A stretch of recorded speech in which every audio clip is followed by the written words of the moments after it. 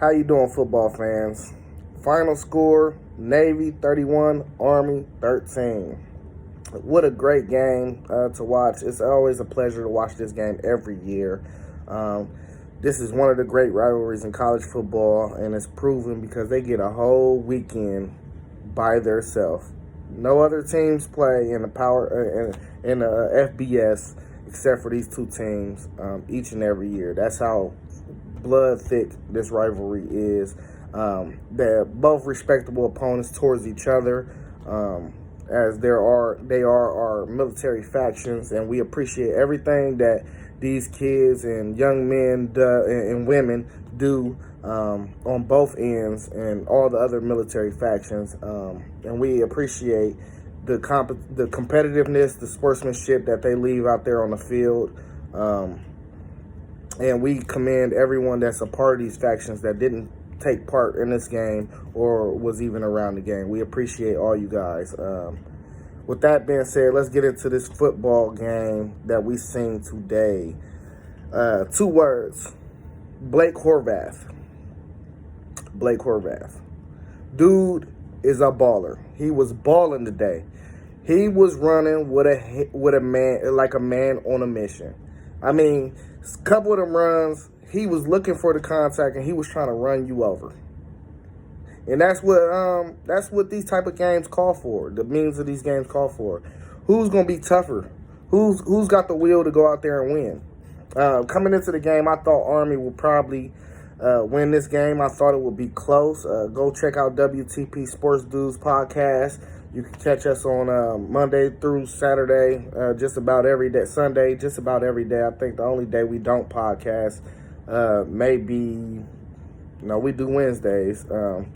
Just go check out. Go like, subscribe to the channel, and you'll be notified with that. But I spoke about this on WTP Sports Dudes that I thought that Army had a more well-oiled machine of an offense. I didn't think that they would blow Navy out, but I did think they had the better team.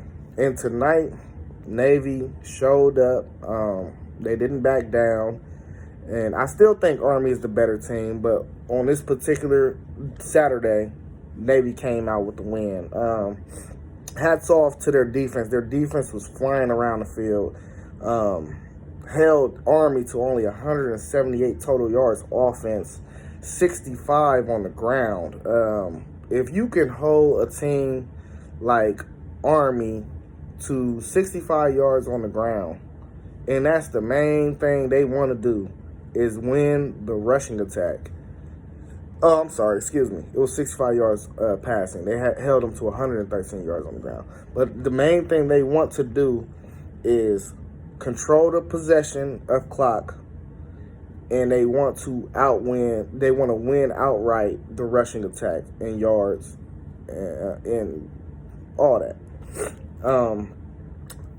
For Bryson Daly to come into the game averaging 130 yards per carry, to hold him tonight for 19 carries, 52 yards, you know that defense was locked in the whole night. And Blake Horvath, 25 carries, 204 yards. That's what I mean by he was running like a man possessed. And even threw 2 tutties through the air, 107 yards, 4 for 9. So, I mean, hats off to to Blake Horvath. The kid definitely balled out. I think he finished 4th on the list for rushing quarterbacks this year. I think it's 4th. I think he had almost 900 yards rushing. So I think he finished 4th on the list on the year, 133 yards, 133 carries on the year too. So Bryson Daly, amazing year. He finished first, of course.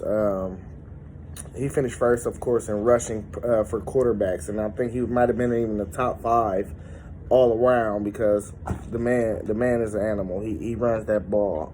I think he finished with 1,428 yards on 245 carries. That's what he came into the game with. So I think he finished with 1,480 yards. I'm sorry, 264 carries. Shout out to both teams though on an amazing season, and I want to get into the conversation real quick about Army. This was a team that people were calling for. Some people were calling for, are they a playoff team? Can they make the playoffs? I think this is enough proof that a lot of these non-Power 5 schools just can't compete with the big boys. Because what happens is, this is the number 22nd team ranked in the country. You come in and you're playing against a Navy squad who not only lost 3 games, but one of them was definitely to a Notre Dame squad, which was 51-14 that they lost. But they also lost to Rice, and they also lost to Tulane. And I know Tulane might sound like, oh, that's a good football team. Yeah, they lost 35-0, and they come in and they beat Army. So we really need to, myself included, we really need to watch what we're asking for when it comes to some of these non-Power 5 schools actually getting the opportunity to make it into the college football playoff. Because what we don't want to see is an Army or a Navy going against a Power 5 conference school and they just get ran off the field. We don't want to see that type of embarrassment. Definitely towards our militant brackets.